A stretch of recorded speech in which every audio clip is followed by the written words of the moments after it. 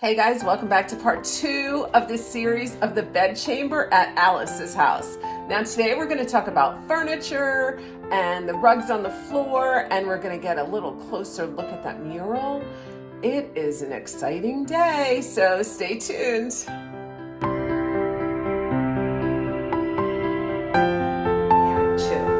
And then again, maybe they were, they needed warmth, or maybe they were, weaving a blanket, although I think a lot of the weaving took place out of the home and people would, maybe buy them. But I'm sure there was weaving that went on or spinning. Yeah. And this is just some more, this is a nitty-knotty. Okay. So I think this is for, I think it's for skeins, like a winding yarn. Okay. I just have something on it. I don't know. You decorated it. And then I have this little ball, like, oh, maybe they did spin. So that goes in the basket. This would be another winder. Okay. And you could see they probably would have held it. Yes. Right. Type of a thing. Right. And then this is a tape loom. So what they would do is they would weave these like little tapes. They would use them to edge clothing, use them as ties because no buttons way back then. Any place that they needed some sort of a little tie or a little trim. Yeah. So this is called a tape loom. Huh. And I think that maybe these pieces were stationary, the threads, and these they wove up and down. Interesting. But you could certainly Google it and find out exactly how it's done. Okay. But again, to me, just the simplicity of this beautiful object, you could actually hang this on a wall, and to me, it's so visual, and for them, it was just, utilitarian. Yeah. We got to do this. So. Right. I just thought it's so beautiful. And then I just put a basket here, maybe to hold all the balls of yarn or all the skeins. So that was the story with this. Okay. We'll just put it in there. And then I do have a little pair of blue socks here. I see that. My favorite blue. Okay. So that goes over there. You can tell I'm into blue and a lot of blue and red. I love blue and red. Yeah. Something about it. I don't know. I like it. So now we're going to just kind of talk about bedside tables. Okay. So this was really interesting. Yeah. They used to have little cabinets with doors before nightstand or bedside tables or night tables came into being, and it was to hold a little commode pot. Oh. So you know how we have pieces that we say are commodes now, but they're sort of low, and they have the doors. That was to hold the commode, the pot. Oh. But apparently they were smaller. Oh. And now we just obviously use them to have, our phone, maybe medications, our light. So where did they put the pot? In the drawer? No, it was a door. Oh, okay. Yeah, it was a yes, door. those. Right. So, but I think when I was reading it didn't seem like they were as big as the ones they were smaller. Okay. Like little cabinets. Okay. Yeah. And then they had a door. Okay. So and those were their bedside tables. Yes. Right. Very convenient. Convenient in the middle of the night. I've also seen them in museums and different things where the chamber pot was just tucked under the bed out of the way. Right. So maybe if you didn't have one of those special cabinets, right, it was close by. You didn't have to run outside it. Right. So that was a good thing. No, that's good. Yeah. So we'll just talk about lighting. These are actually converted whale oil lamps. Let me take this off for you so you can kind of see. Oh, interesting. So they obviously would have had oil in them, and they would have, burned. But if you buy them, you can buy the attachments and turn any one of these into a lamp. Well, that's interesting. Yeah. Oh. Yeah. So it kind of, whale oil, Yeah. Ships, whaling. Whale. There is a theme. The captain. There's a theme. Yes. There's a theme here. There's a theme. And even those dogs, they would have picked that on one of their voyages, right? So, Perhaps. yes. Maybe they went to England and grabbed them on the way. Right. Yeah, they could have. Yes. So I know we've done samplers, but again, with this whole changing, everything had to change because this was a different look here. So I put these 2 band samplers here. They look really good there. Yeah. And I'm going to do some more. I haven't had time. Right. Next time you come, it'll be different. Probably. It's always different. Always. So let's see if there's anything else. I just wanted to bring your attention to the carpets. And I know we talked about carpets before, but like the Turkish and the carpets made in Persia or Iran, they go back many, many, many, many years. But I don't think the people in the Americas had them really that much. They had the hooked rugs. They did eventually get loomed carpets and things like that. Again, it would keep for warmth under your feet. And you have a hooked rug above your bed. Yes, I do. And those were made, I think they're made here, the 1830s, and from scraps of wool, rags on a burlap back. I think before that they might have been imported, and then some of them were kits. I think that one is probably early, maybe 1920. But again, I put it on the wall. They wouldn't have put a rug on the wall, but to me it really is art.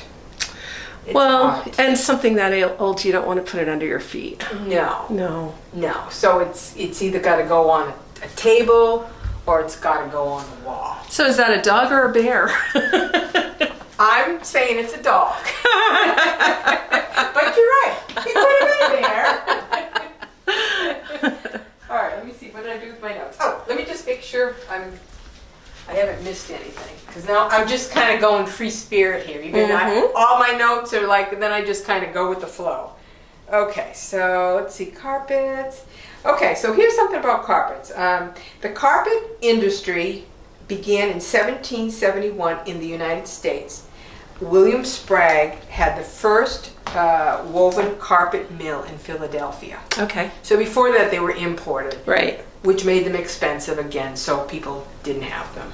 So then that's when they were so thrifty and so ingenious. They used everything. Yeah. Scraps. There wasn't any waste. Right. If things broke, they repaired them. Right. And if it was too broken, they just throw it in the yard. And then when they have these excavations, you can find shards of china and everything. Yeah. And it's kind of cool. It is. Cool. Talk to me a minute about this rug, because this is a kilim rug, right? Really. I mean, look at the geometric patterns on it. It is geometric, but you'll notice that these are not the same. Okay. I think it's a prayer rug of some sort. A prayer rug. Yeah. I did have all of these appraised, but there are so many. When I went back to look at the appraisal, I'm like, I don't really know what appraisal goes to what. But I remember him saying, this is not the same. So it probably would have faced this way. Maybe they would have prayed. So what country would this rug come from? It's probably Iran or Turkey or one of those countries that did and Afghanistan, all those countries did a lot of weaving, like way, way, way, way back. Oh, yeah. Interesting. So I don't know exactly without looking it up. So would you have found something like this in a primitive home back in the day, maybe from a captain who sailed the seven seas? Maybe. I just think that they were kind of expensive. Okay. So maybe the well-to-do. Yeah. They had to import them up to a certain point, so they were then once they started making their own, then they. So I don't know. It's beautiful. But I think, even when you watch some movies or you'll see rugs on the floor, because they really are ancient. And a lot of the rugs were named after the regions that they were made in. Okay. So that's why they have all these different names. So again, I don't have that wealth of knowledge. There's so much out there. I don't have that wealth of knowledge to know what every single kind of rug is. Right. I have a rug here. Now this is a little bit different. I would say this is almost, I don't know, more geometric. It's definitely probably made in a different country than that one. Mm-hmm. And then this one again looks similar, but it is they are the exact pattern. But I love the rich reds, blue. This was probably blue. And the designs are the same. Yeah. Yeah. But I almost didn't even realize that the design wasn't exactly the same until it was pointed out to me. Wow. Yeah. Again, there's just something about the warm colors that right. you can put them anywhere. You can put them in a kitchen. So now we'll go over here. I guess we're just going to go around the room. Again, this is just another little primitive nightstand. They probably would have had one of those little commode cabinets, or just had one. Again, a wailing lamp. Yep, an oil lamp. Take this off. Did you have them in here already? The Yes. oil lamps? Oh yeah. Oh neat. That's a little bit different kind of yeah. But you can definitely get the attachments. You just have to measure that top to get the right, it just screws on. Okay, So neat. you can convert anything like that. And sometimes, like this one, you could put the glass chimney in it, but then you would need a different kind of a frame, you know, that the chimney could fit through. Right, right. Yeah. So. Very cool. So that's, put that on so it doesn't fall over. And then speaking of commodes. Yes, so I don't know when the commode changed, but anything was better than going outside, right? But this is, I want to say, well, it's stenciled, I don't know, I think early 1900s, maybe late 1800s. Let me take that off for you. And then this little cover would come off, which is a little bit broken right now. Oopsie. But that's where the chamber pot would go. And then you would just put this little cover back on it. But this is just nicely stenciled. It's got the wood arms. And then the beautiful stenciling. Again, another utilitarian object, which was better than going to the outhouse. Right. At least you had it in your room. Right. And I'm guessing they would have it in a bedroom because... Yeah. Yeah. It wouldn't be in your In kitchen the middle, or your living no, room. it wouldn't be.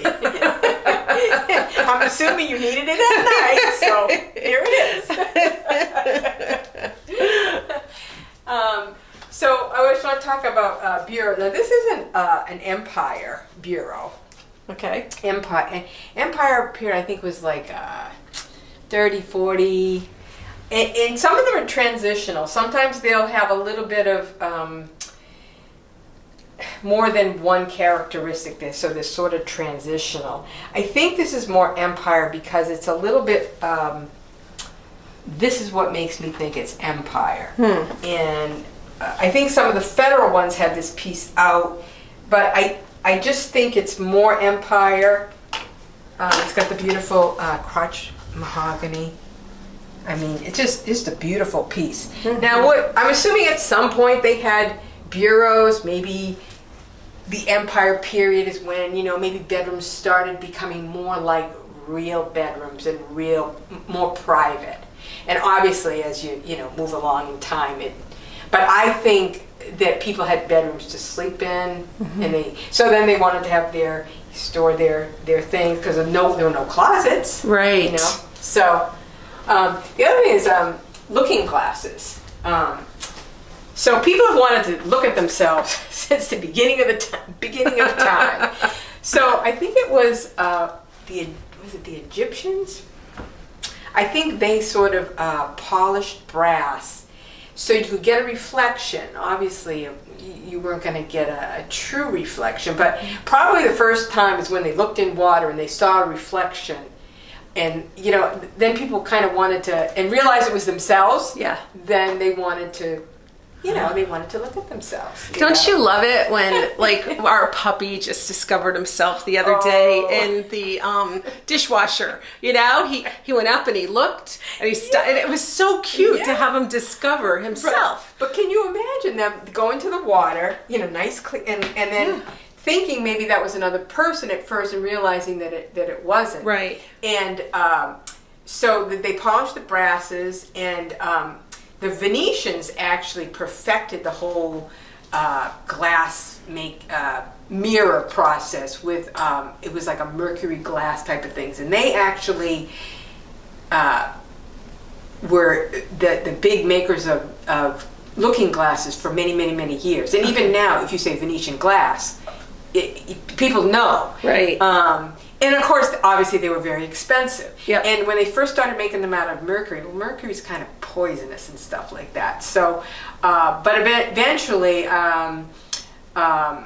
know, people could buy them, and they had very ornate frames, you know.